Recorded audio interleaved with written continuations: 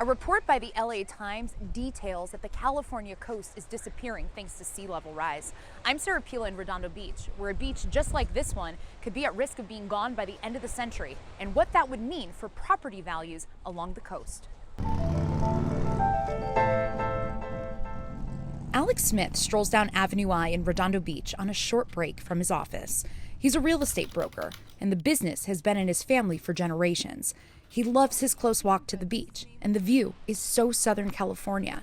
But with an in-depth report released by the LA Times about the rising sea level, the iconic California coast is disappearing and will be leaving many who reside at the beach vulnerable. The property values would absolutely be at stake. The desirability of living in the South Bay, theoretically, of living anywhere at the beach in California would get more questionable. And questionable is right.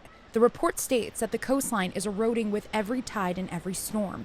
And by the end of the century, 2/3 of the beaches could vanish, and more than $150 billion in property could be at risk of flooding, something insurers may not want to be on the hook for. People are happy to go buy the property as long as they know they can have the insurance to cover catastrophic damage. If it gets bad enough, insurers will just stop giving coverage. And that's something Phyllis Griffman knows about well as the Associate Director of the Sea Grant Program at USC. And I think in 50 years there will not be houses that are right on beaches anymore.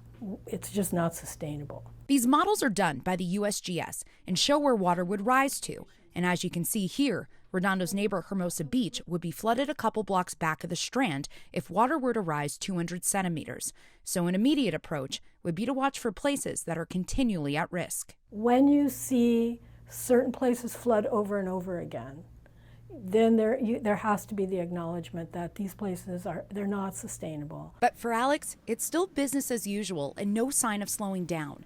With such desirability to live at the coast, he says people would have to see their lives and property in such jeopardy to stop buying here. You'd have to actually see homes start falling off the cliffs for people to say, I don't want to buy the neighbor's house. And hopefully it won't have to come to that.